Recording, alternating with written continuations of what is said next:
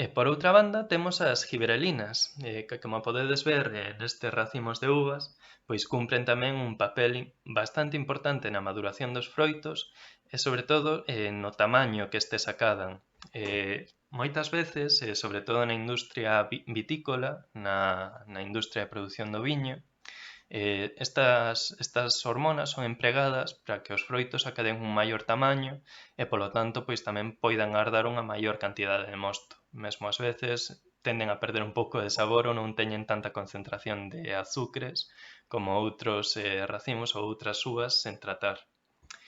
En xeral, as gibberelinas, aparte desta capacidade de facer madurar os froitos, son un dos principais factores de control do crecemento xeral das plantas.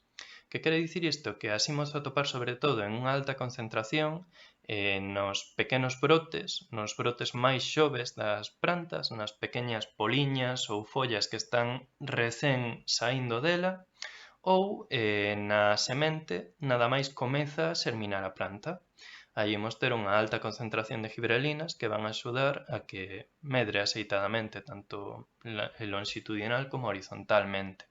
Son un pouco pois o control xeral do seu crecemento, non?